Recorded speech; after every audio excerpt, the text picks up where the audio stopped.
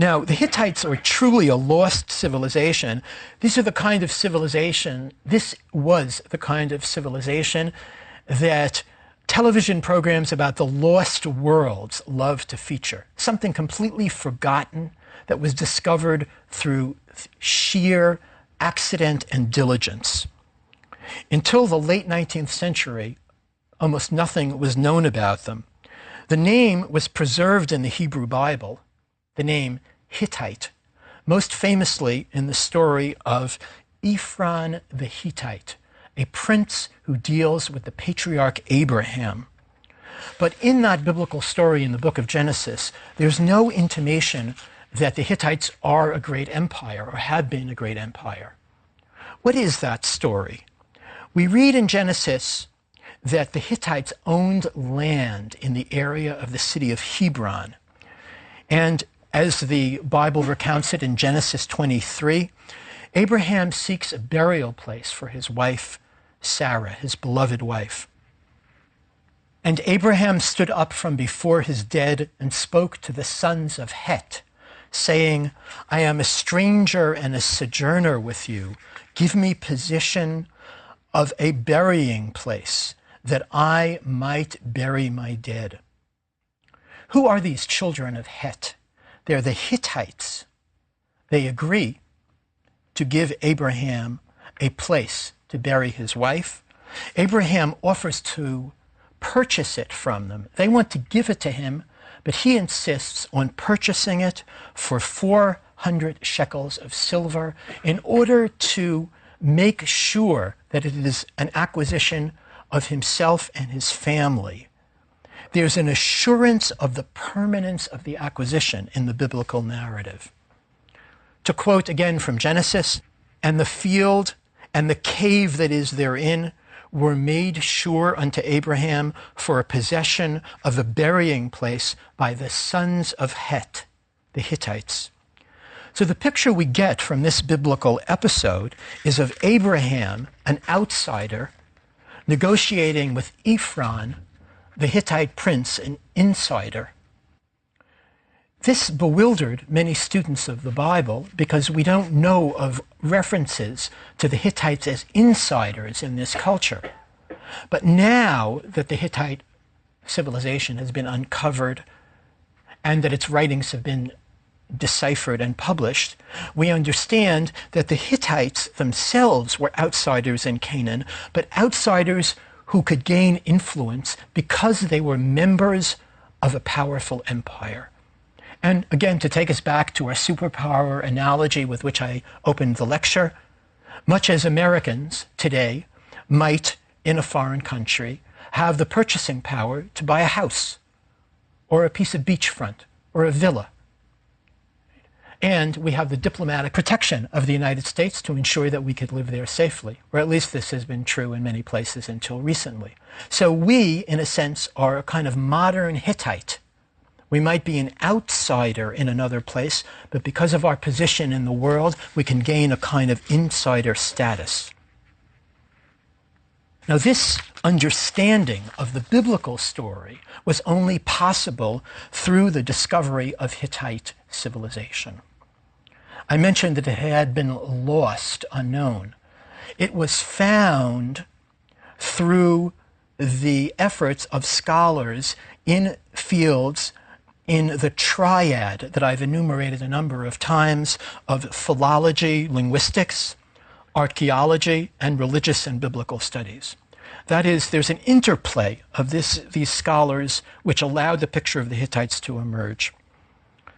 I mentioned the Amarna letters, the 14th century BC writings found in Egypt on tablets written in cuneiform, the tablets found by that peasant woman. In these tablets, archaeologists were able to read letters from Egyptian subordinates, vassals in Western Asia who were writing to the Egyptian courts. And one of the things that they wrote a number of times is, quote, the Hittites are invading our territory. That is, territory held by Egypt along the Mediterranean was being attacked by the Hittites. Now, When these letters were discovered and translated, the Amarna letters, people didn't know who the Hittites were, other than the biblical reference. So how could the Hittites be attacking the all-powerful Egyptians? In the subsequent decades, the decades after the discovery of these letters, archaeologists began to discover tablets in cuneiform script in Anatolia, in Turkey. These tablets were deciphered by the early 20th century, and the site of the Hittite capital, Hattusas, in Turkey, was discovered. And in it, there was a rich archive of both administrative and mythic material. The excavation of this material began in the 1910s and the 1920s, and scholars were able to see the remarkable achievements of the Hittite civilization and its connections to other Near Eastern cultures. Let me illustrate one of these connections. And here, once again, let us go back to the idea of the great powers, the superpowers. The great powers were Egypt and whoever was ruling in Mesopotamia. Among the finds at Hattusas were the inscriptions which recorded treaties and negotiations between these cultures. So there is a text which we can read of the treaty between Ramses II, identified as the pharaoh of the Exodus, and the Hittite king Hattusilas. The whole treaty is spelled out. How to divide the land, how to end the conflict. It's actually a model which many people have invoked for ending conflict in that part of the world. This is one of many documents which parallel the Amarna letters. You'll recall that the Amarna letters found in Egypt gave evidence of connections with the Middle East, that is, with Western Asia and the Mediterranean shore. Here, these documents found to the north, that is, in the Hittite country, in Turkey, showed evidence of connections with Egypt. So as the picture emerged in the 20th century of the material in these documents, we get a web of connections. And that is the picture that I'd like you to have and to develop as we go on. That is, the ancient Near East was a series of connecting cultures.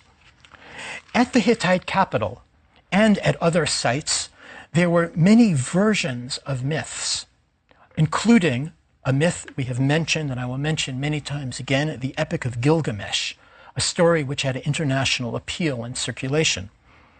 Therefore, it's hard to speak of a definitive, original version of a myth. That is, every one of the stories that we're going to encounter in this series is going to have variations. There is no fixed text. Let us contrast this with our idea of a text today.